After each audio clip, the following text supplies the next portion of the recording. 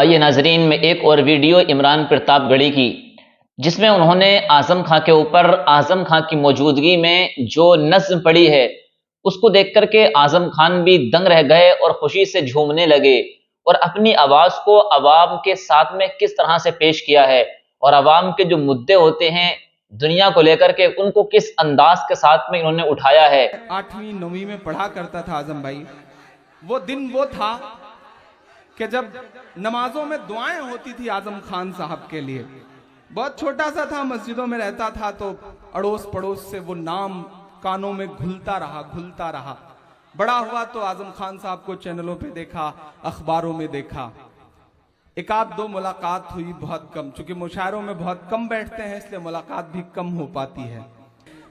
कि मोहब्बत और चाहत का मोहल्ला लेके चलता है, ये पागल अपने लब पर नाम अल्लाह लेके चलता है, ये पागल अपने लब पर नाम अल्लाह लेके चलता है।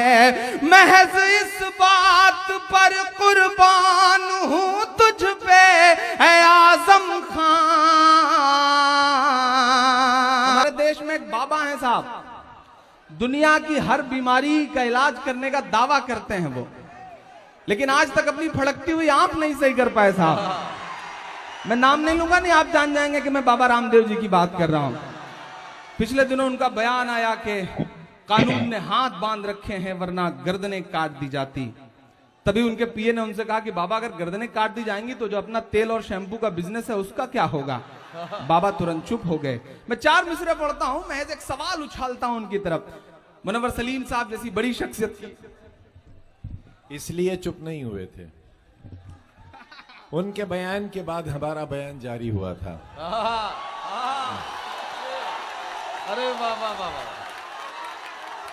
और हमने ये कहा था कि रामलीला मैदान से जनाने कपड़े पहनकर भागने वाले दुनिया के हिजड़े तेरे नाम पर शर्मिंदा हैं। जो आजम भाई ने कहा है उसे अक्षरशः शब्द शब्द पिरोता हूं अपने 4 मिसरों में। जी बिल्कुल। जो नफरत के सबब उठी थी वो ललकार किसकी थी, जो नफरत के सबब उठी थी वो ललकार किसकी थी, हमारे खून को प्यासी थी वो तलवार किसकी थी, हमारे खून को प्यासी थी वो तलवार किसकी थी, हमारी गर्दने मत काटिए बस ये बता दीजिए। कसम है कि खाक को आपकी तालियों का शोर हरिद्वार तक जाए। मैं अगला मिसरा पढ़ता हूं। हमारी गर्दने मत काटिए बस ये बता दीजिए,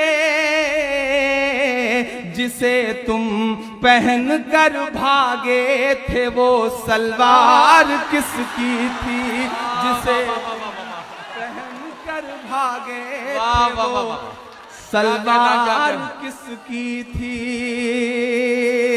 जो नफरत के सबब।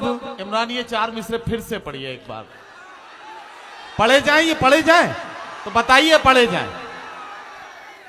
जो नफरत के सबब उठी थी वो ललकार किसकी थी, हमारे खून को प्यासी थी वो तलवार किसकी थी, हमारी गर्दने मत काटिए बस ये बता दीजिए,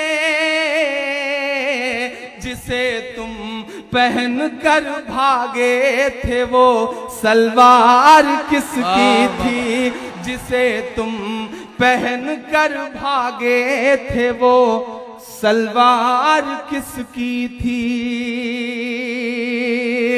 नहीं, ये चंद ठेकेदार नहीं तय करेंगे कि हम क्या बोलेंगे, क्या नहीं बोलेंगे, क्या खाएंगे, क्या पहनेंगे। हम उन्हें यह तय करने की इजाजत नहीं देंगे। ये कोई तय कर सकेगा तो जो हमारे रहबर हैं आजम साहब जैसे लोग, वो तय कर सकेंगे कि हमारी नस्लें क्या करेंगी, क्या बोलेंगी, क्या पहनेंगी। मैं 4 मिसरे पढ़ता हूं साहब कि तुम्हारे पहले बोला है, तुम्हारे बाद बोलेंगे। तुम्हारे पहले बोला है, तुम्हारे बाद मैं जानता हूं आपकी धड़कनें जो महसूस करती हैं, मैंने कोशिश करी है कि मैं उसे शब्द दे सकूं। मैं आपकी अदालत में हाजिर हूं। पढ़ता हूं 4 मिसरे कि तुम्हारे पहले बोला है, तुम्हारे बाद बोलेंगे। भगत अशफाक बन करके कभी आजाद बोलेंगे। भगत अशफाक बन करके कभी आजाद बोलेंगे। तुम्हें जय बोलना है मेरे भाई, शौक से बोलो, मगर हम जय नहीं बोलेंगे, जिंदाबाद बोलेंगे। मगर हम जय नहीं बोलेंगे। मुझे याद आता है कि जब मैं 8वीं 9वीं में पढ़ा करता था आजम भाई, वो दिन वो था कि जब नमाजों में दुआएं होती थी आजम खान साहब के लिए। बहुत छोटा सा था, मस्जिदों में रहता था, तो अड़ोस पड़ोस से वो नाम कानों में घुलता रहा। बड़ा हुआ तो आजम खान साहब को चैनलों पे देखा, अखबारों में देखा। एक आध दो मुलाकात हुई, बहुत कम, चूंकि मुशायरों में बहुत कम बैठते हैं इसलिए मुलाकात भी कम हो पाती है। जफर अमीन साहब से जितना उन्हें जाना समझा और थोड़ा जानने का मौका मिला, कासिम भाई से और भी बहुत सारे लोगों से। आज मेरी आंखों के सामने ये यूनिवर्सिटी के तमाम फोटोज हैं। जौहर यूनिवर्सिटी हमारी आंखों के सामने है, आजम साहब हमारी आंखों के सामने। मैं 4 मिसरे पढ़ता हूं गोरखपुर वालों, अगर सच्चे हों तो आप ये महसूस करना कि इमरान जैसा एक शायर जो सिर्फ आपका दर्द गाता है, वो 4 मिसरे पढ़ने को मजबूर क्यों हुआ। मैं पढ़ता हूं, सच्चे हो तो दुआ देना।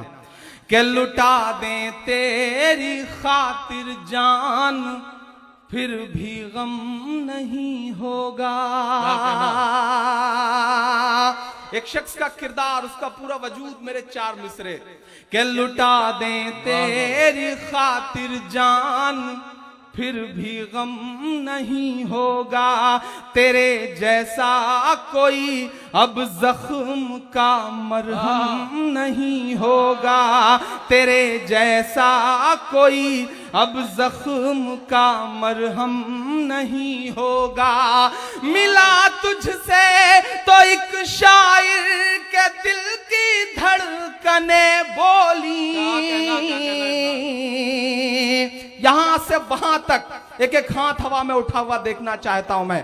कि मिला तुझसे तो एक शायर के दिल की धड़कने बोली। कई सदियों तलक अब दूसरा आजम नहीं होगा।